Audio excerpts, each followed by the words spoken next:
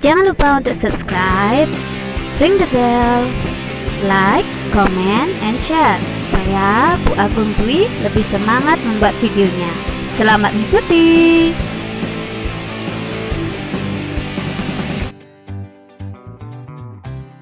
Halo anak-anak hebat Indonesia, bertemu lagi dengan Bu Agung Dwi. Hari ini kita akan belajar mengenai tema 2, menyayangi tumbuhan dan hewan. Subtema 1, manfaat tumbuhan bagi manusia.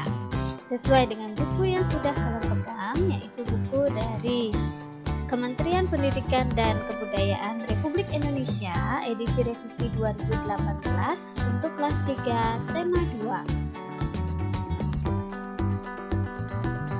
Di dalam pembelajaran kita hari ini, Ibu harapkan kamu mencapai tujuan belajar. Yang pertama, memahami yang dimaksud dengan dongeng. Yang kedua, dapat memahami pesan yang terdapat pada dongeng. Dan yang ketiga, memahami pengamalan sila Pancasila dalam kehidupan di sekitarmu.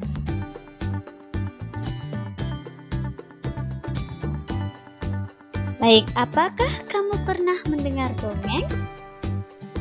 Apakah dongeng itu?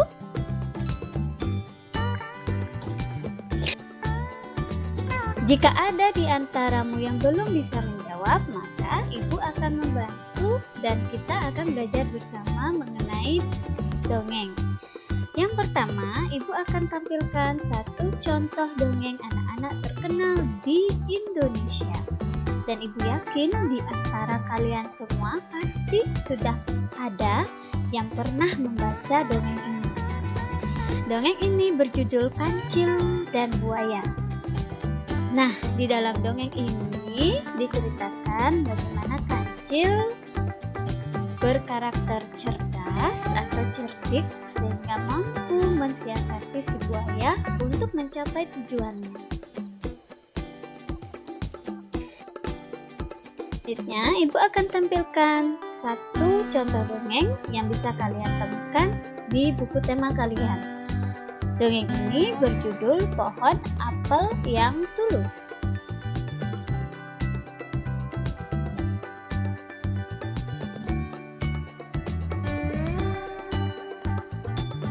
Baiklah, bagi kalian yang mungkin ada yang lupa mengenai cerita dongeng tersebut, maka Ibu akan bacakan dongengnya sekali lagi ya.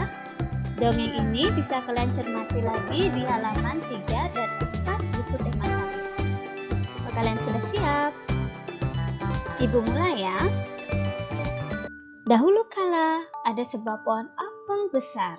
Ada seorang anak laki-laki bermain di sekitar pohon itu. Dia sangat menyayangi pohon itu. Pohon itu juga senang bermain bersamanya. Waktu berlalu, anak laki-laki itu pun tumbuh dewasa. Suatu hari, ia datang kembali. Pohon apel menyambutnya dengan gembira. "Ayo, bermainlah bersamaku," ajak si pohon apel. "Oh, aku tak punya waktu untuk bermain. Kami membutuhkan rumah untuk tempat tinggal. Bisakah kau membantuku?" "Kamu boleh memotong cabang-cabang pohonku ini untuk membangun rumahmu." Jadi, anak laki-laki itu memotong semua cabang pohon dan pergi dengan riang. Pohon apel itu senang melihat temannya bahagia. Tapi, dia tak pernah kembali sejak saat itu. Pohon apel kembali merasa kesepian dan sedih. Akhirnya, laki-laki itu kembali lagi. Laki-laki itu dan pohon apel sekarang sudah sama-sama tua. "Aku sudah tak bisa memberikan apa-apa," kata pohon apel. "Tidak apa-apa, aku hanya membutuhkan sebuah tempat untuk beristirahat," jawab laki-laki itu. "Baik, sisa batang pohon tua adalah tempat terbaik untuk bersandar dan beristirahat," "Duduklah sini bersamaku dan istirahatlah," kata pohon apel. Laki-laki itu pun duduk bersandarkan pada batang pohon yang masih tersisa. Pohon apel pun menangis bahagia. Akhirnya mereka pun bersama lagi.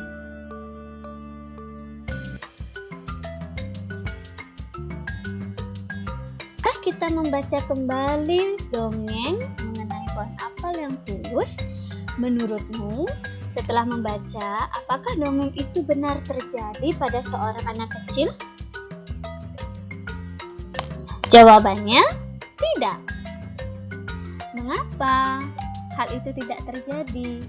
Apa alasannya? Kenapa? Ya. Untuk ini kamu perlu mengetahui apa itu dongeng. Jadi dongeng adalah suatu cerita fantasi atau khayalan yang kejadiannya tidak mungkin terjadi pada kehidupan nyata. Nah, Ibu tambahkan, sekarang kita belajar mengenai ciri-ciri dongeng.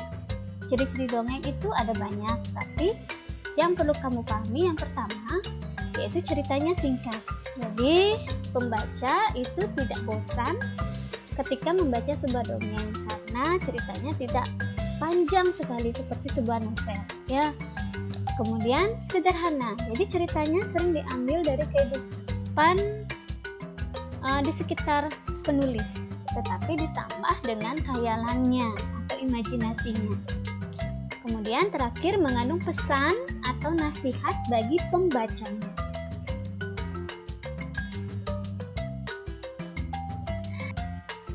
Jenis dongeng di Indonesia itu ada banyak, tetapi ada beberapa jenis yang perlu kamu pahami dan kamu ingat dalam waktu yang lama.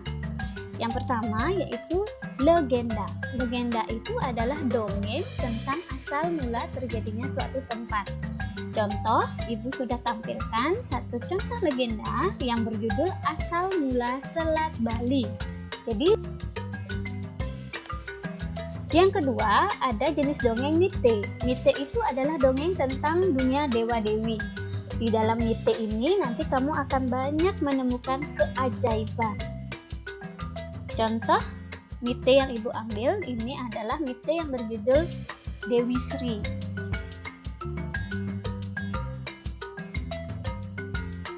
Lanjut yang ketiga, jenis dongeng yang termasuk ke dalam fabel.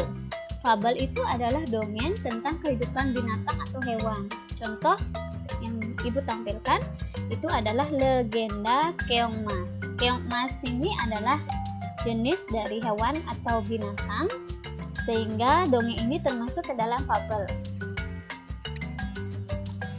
Yang keempat dan terakhir yang Ibu ingin sampaikan mengenai jenis dongeng yaitu cerita rakyat. Nah, jadi cerita rakyat adalah dongeng tentang cerita yang ada di masyarakat atau di lingkungan rakyat. Tetapi dongeng ini memiliki ciri yang khusus yaitu kaya akan pesan pendidikan bagi anak-anak. Contohnya adalah cerita rakyat Maling Kundang. Cerita ini mengandung pesan yang kaya bahwa seorang anak itu tidak boleh durhaka kepada ibunya.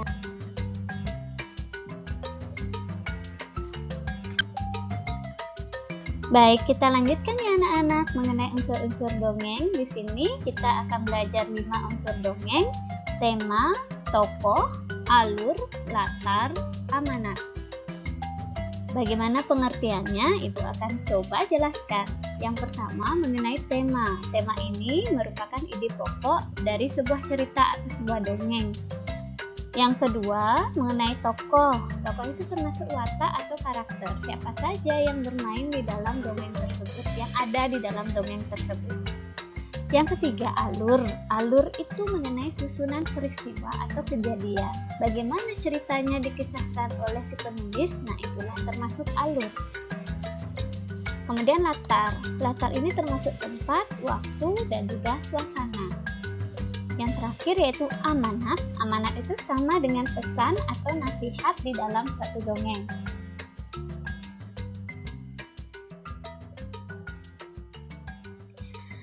Baik anak-anak, sekarang mari kita coba tentukan unsur-unsur dongeng yang terdapat pada dongeng Pohon Apel yang Tulus. Yang pertama, mengenai tema. Jadi kalau kita perhatikan, kita cermati, tema di dalam dongeng itu adalah persahabatan. Bagaimana dengan tokoh? Tokoh di dalam dongeng itu ada dua, si anak laki-laki dan pohon apel. Yang ketiga, mengenai alur, diceritakan sejak si pohon apel dan si anak laki-laki masih muda sampai dengan si anak laki-laki dan pohon apel yang sudah tua. Jadi alur dari dongeng tersebut maju, ada kemajuan seperti itu ya. Jadi alurnya dibilang alur maju. Kemudian latarnya bagaimana?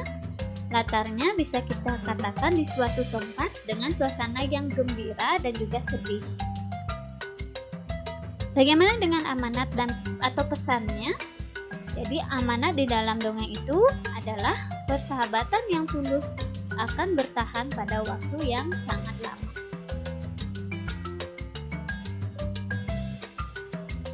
Nah, bagaimana kita mengaitkan amanat atau pesan dalam dongeng dengan pengamalan sila Pancasila?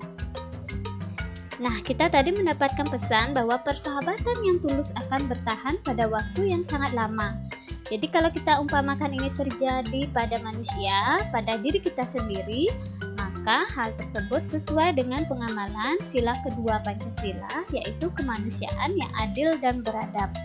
Jadi, jika kita sesama manusia bersahabat, ya kita harus memiliki ketulusan, hati nurani di dalam bersahabat tersebut. Jadi tidak ada saling membohongi, tidak ada saling bertengkar sampai mengakibatkan permusuhan. Ya, jadi ini sesuai dengan pengamalan sila kedua Pancasila.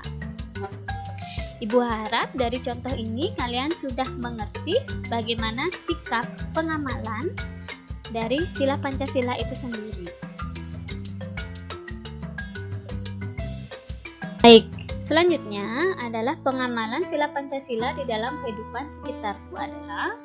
Jadi ini adalah tugas hari ini.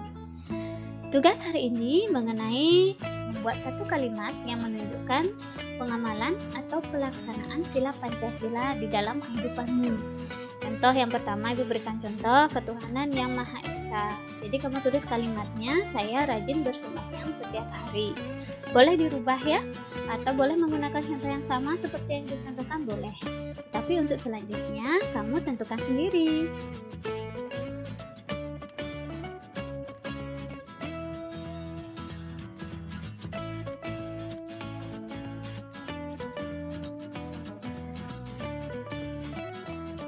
Nah, hebat. Tugas literasimu untuk besok hari yaitu membaca cerita di buku tema halaman 31 sampai 32 mengenai permintaan maaf. Jadi di sana kamu baca ceritanya dan kamu latihkan sendiri bagaimana cara membuat kalimat permintaan maaf yang benar.